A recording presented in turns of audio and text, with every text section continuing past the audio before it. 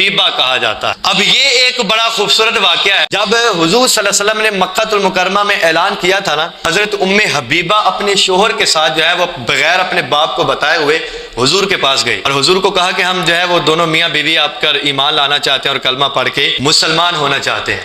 اب یہ دونوں کلمہ پڑھ کے مسلمان ہوئے، حالات تنگ ہوئے، جو لوگ مسلمان ہجرت کر کے حبشہ گئے تھے ان میں سے یہ حضرت ام حبیبہ اور آپ کا شوہر بھی تھا۔ حبشہ میں جا کر رہنے لگ گئے، حبشہ میں آپ کا شوہر عیسائی ہو گیا اور وہ وہاں مر گیا۔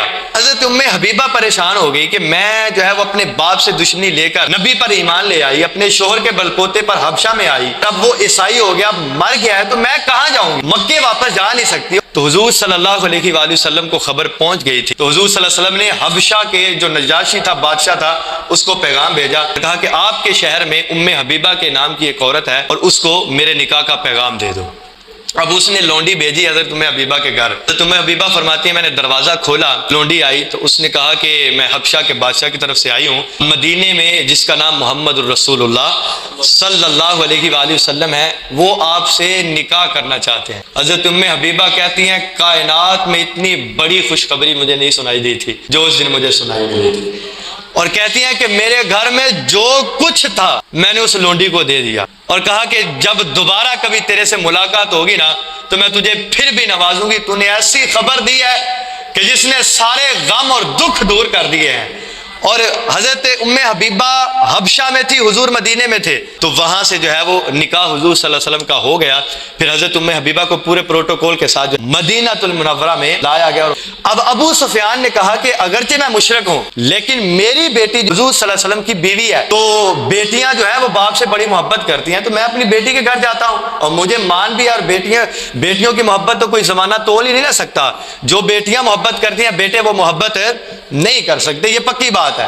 ابو سفیان حضرت ام حبیبہ کے گھر گیا اور دروازہ کھٹکھٹایا۔ حضرت ام حبیبہ نے پوچھا کون؟ کہا میں آپ کا باپ ابو سفیان۔ حضرت ام حبیبہ نے دروازہ کھولا، باپ اندر آیا، بڑی توقع تھی بیٹی پر، بیٹی سے ملے، کہا ابا خیر سے آئے ہو؟ کہا بیٹی خیر سے آیا ہوں، مجھے بٹھاؤ گی نہیں؟ اب واقعہ سنیے گا۔ اور حضرت ام حبیبہ نے کہا کیوں نہیں بٹھاؤں گی؟ حضرت ام حبیبہ اندر گئی اور مصطفیٰ کا بستر لگا ہوا، جس بستر پر حضور آ کر لیٹا کرتے تھے، حضرت ام حبیبہ نے وہ بستر جو ہے وہ فولڈ کیا، کو لپیٹا اور لپیٹ کر بستر کو رکھا سائڈ پہ۔ میں آپ کی توجہ چاہوں گا، چارپائی کو ننگا کیا اور اپنے باپ ابو سفیان کو بلایا، کہا اب یہاں بیٹھ جائے۔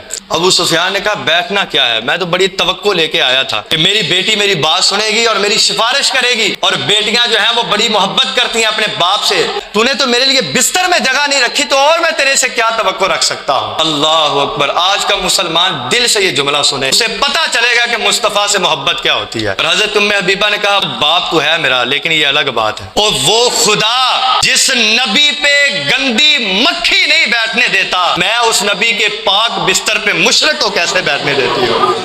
باپ ہوگا تو اپنی جگہ پہ، لیکن جو رب اپنے نبی پہ گندی مکھی بیٹھنا گوارا نہیں کر سکتا، تو میں اس نبی کے پاک بستر پر ایک باپ مشرک کو بیٹھنا کیسے گوارا کر لے؟